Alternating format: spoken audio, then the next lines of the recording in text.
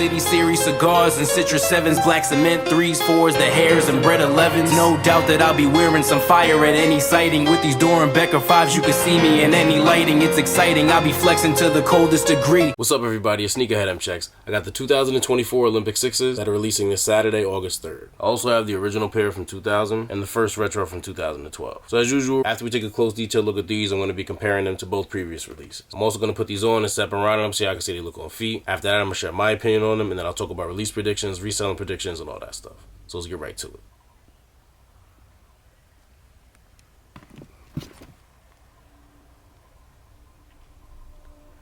I'm glad they gave these the correct laces this time around, because that flat pair that they put in the 2012 shits was not it. For the Olympic 6s at least. For other 6s it's valid. But yeah, the laces are just like the originals. I wish I could say the same thing about the tongue. I will get into that more when I compare releases, but here they are from the front. Now the laces was one thing, but what I'm really happy about is how they did the midsole the way it was on the original pair and not flipped like it was on the 2012 pair. I guess I kind of got used to seeing it like this, but I do like this a lot better. The navy on them is pretty dark though. It's not this dark on the 2000 or 2012 pair, especially on these parts. This part is mad dark.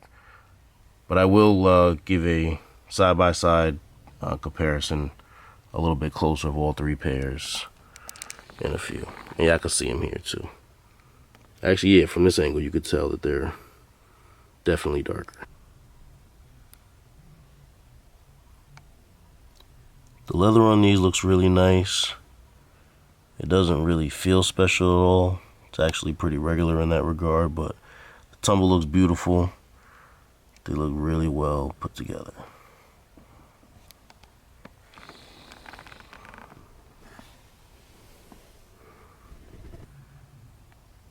Jumpman Air on the back. Please hold the "these should have had Nike Air on the back" comments, because if you know anything about the shoe, when it was originally made and all that stuff, you should know that it should not have the Nike Air on the back. The Jumpman Air is just fine for these. All navy interior, white logo on the insole. Same way it was on both previous releases. That's a 2012 pair, and that is the 2000 pair, all with the same inside. Here's the outsole, navy, translucent, and red. And I don't know if you guys can see it on camera as well because of the lighting, but this shoe has not even come out yet, and yeah, you can see it. Part of the outsole is already starting to turn slightly yellow. Like, that shit is so crazy to me. Like, can the shit release first? Like, I know the shoe's been made for a few months, but damn, like, we should be able to get to enjoy them a little bit before they start to look like this and that. Yeah, my other original Olympic, I feel like if I stack these, they're going to fall and they just going to crumble that much more. That's why I only have one shoe right there. But, yeah, enough chatting. Here's the outsoles. Box on these is interesting. Shiny patent leather-like top. And they got what looks like fireworks all on it. And that pattern continues all around the side. They got a navy bottom, which has it as well. Goes all the way around here. Even on the front where the label is, they have it. Let's look at the box label now while we're here. Air Jordan 6 Retro in white and varsity red.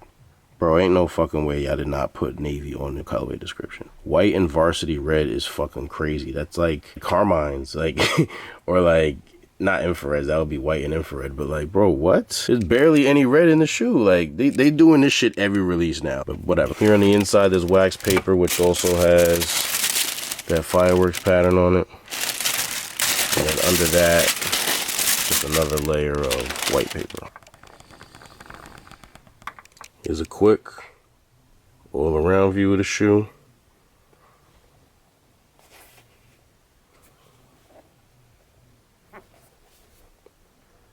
Alright, now let's see they look on feet. If everybody got 'em, I'ma keep 'em dead stock. Yeah, I can never let the bread stop. I wear that pussy out, these bitches get on dead stock. I'm good around here, if you with me, then you dead stock. Cause if they touch us, then the Goonies sending headshots. 2 pairs, one to wear, one is dead stock. Them niggas say they getting money, but they dead pop. Yeah, so protectors on my off-whites. Somebody fucking with my money, then it's on site. So here are all 3 Olympic sixes next to each other. We have the 2000 release on the left, the 2024 release in the middle, and the 2012 pair on the right. So the differences between the 2024 and the 2012 release is the midsole, the laces, and the shade of navy. The midsole, as you can see, is inverted over here. 2012 release has a navy at the top and the white in the middle, and then the 2024 release has the white at the top and the navy in the middle, just like it does on the 2000 pair. The 2012 pair is actually supposed to have these laces in it. As a person who loved the original pair so much, I really hated that they put these in the retro. So what I did was I got a just extra pair of laces, took these out and put those in. So this 2012 release is really supposed to have these in it. So just imagine these are in there and these have those like round laces. And then the shade of navy you can see is just a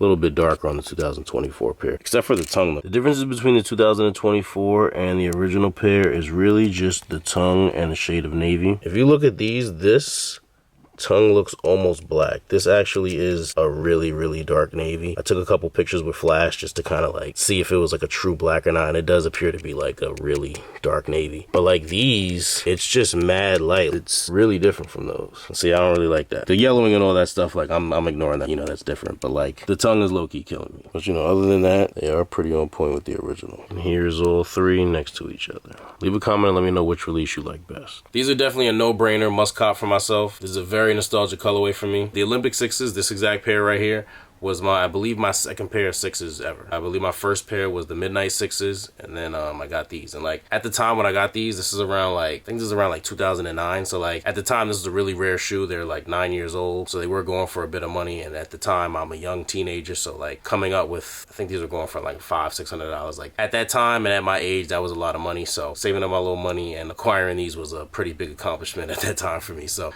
I always remember them because of that. This was a pair that when I wore them to school, a lot of people were breaking their necks because like I said, this is a 9-year-old shoe. It wasn't something you saw every day. And at the time, like I said, this is around like 2009. The Countdown package Carmine sixes had just come out. So a lot of people had those. So everybody's walking around with their white and red sixes. And you know, once I got these and I popped out with the white and navy, everybody's like, oh, you know what I mean? Like it was that kind of thing. It's not like today where like you just see everything all the time. You know what I mean? Like this really was like a neck breaker. This is always a shoe that I really liked. So when they re-released in 2012, number one, I had these and they were still in great condition. So I really felt no need to get these. And I really just hated this release because of the way they did the midsole and stuff. But like I said, I wasn't really tripping because I didn't need it. Once this pair got to the point where number one, I started to outgrow it. This is a size 8. And you know, I was a size 8 at one point in high school, but my foot wasn't done growing. So once it did grow, number one, these got a little bit too tight, but more importantly, they started to get old. And I knew that they were going to get to that point where they were eventually going to start crumbling or cracking. Point was, I knew that if I wanted a pair of Olympic sixes that were wearable, eventually I was going to have to grab these. So I decided to be proactive and not reactive and get a pair of these before these crumbled on my foot. So shout out to my boy Karn. He held it down. He had them dead stock. This is, I don't even remember what year this was, but this is like, you know, well after the 2012 release. He had a dead stock pair for me my size. Gave me a good deal on them. So that's when I got these. And I just decided to retire these, keep them in the box. They're now a collector's item for me. But like, I hated the way, I know I said this before,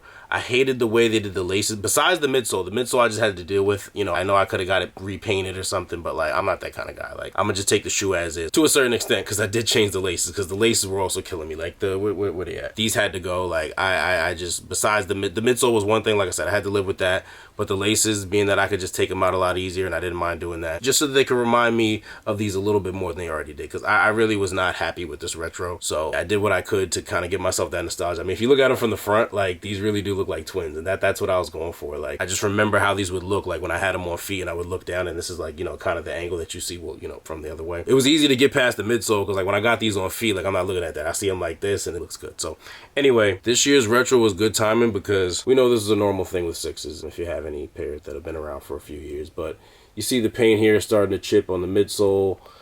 Here on the back, to the point where like I had to stop cleaning the back of the shoe. That's really not like me. Like I clean my shoes after every wear, so to have to like leave the back of these just not cleaned after my last, like, I don't know, couple of wears, like really kills me. It doesn't look the way I like them to look. So between the paint chipping on the midsole and the back, besides the fact that I already wasn't crazy about these due to the way the midsole was and stuff, I was ready for a new retro of these. So to get these now with the correct midsole, the right laces, I didn't have to swap them out, I gotta be happy. You know what I mean? Like, this is really what I needed. For some reason, I'm not really as, like, I guess thrilled about them as I thought I would be. Like, they fire, I like them. Like, I don't really have many complaints, but, like, I don't know what it is. They're not, like I said, I like them. Like, they're definitely, they're a must cop for me, but they're not, like, I don't know. I just don't love them the way... I mean, I know I wasn't going to love them the way that I loved these when I first got them, but I just felt like I was going to be a little bit more hype about them. But I guess, you know what it is? I think it's because recently we've been getting a lot of OG colorways or classic colorways re-releasing, and the re-release looks like identical to the original. There's just been a lot of retros that have just been really on point lately. So for this to be a retro that we really, really needed done the right way, because we haven't had this shoe like this since the original 2000 release, I guess I was expecting these to be like super on point, like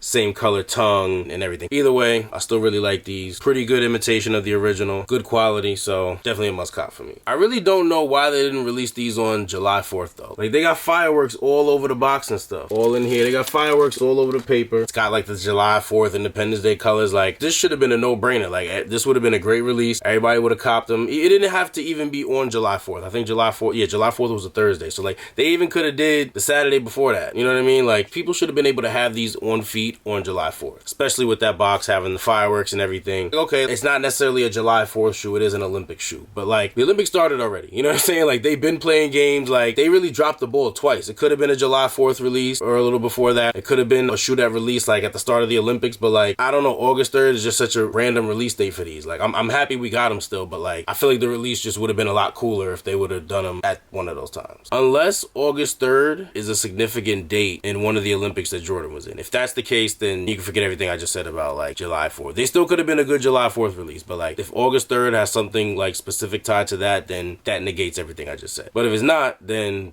what the fuck are these coming out August 3rd for? Like, could have been had these. Could have been a lot of people's summer shoe. Everybody would have had these on July 4th. So I really feel like there's got to be a reason they didn't capitalize on that. I hope there is. If not, then that was just dumb. But just looking at the market ahead of time, these are definitely going to be bricks when they come out. If you look at prices on GOAT and StockX and all of them, they're already under retail, which is crazy because, like, I'm not even going to go there, but I'm not surprised. You know, Jordan 6s get slept on a lot more than they should, so I'm not really shocked. I'm a little bit shocked that it's this soon. Like, this is a shoe that I would have expected to maybe be around retail, maybe a little bit under like a couple of weeks, you know, maybe a little bit after the release, after the hype dies down a little bit. But before release is crazy, but whatever. It's not my problem. That's cool to me, because if I want to double up, then I can get another pair for the low. I can wait till they go on sale or whatever. So it should be an easy cop. Resellers, obviously, you know, this is not a shoe to get into. They're already bricks now. I don't really see them going up anytime soon. So leave these to the people that just want them for themselves. I would wish y'all luck like I usually do, but I don't really think you'll need it for this release since they're getting slept on so hard. If this video was helpful or informative in any way, I really appreciate if you give it a thumbs up. And if you're interested in more early reviews like this or any other sneaker related content, please do us both a favor and subscribe to my channel if you haven't done so already. Once you subscribe, make sure you tap that little bell icon next to the subscribe button and select all. That way when I put a new video out, you get notified, you won't miss out on anything. Thank you all for watching. Everybody please stay safe and healthy out there, and I'll see you next time.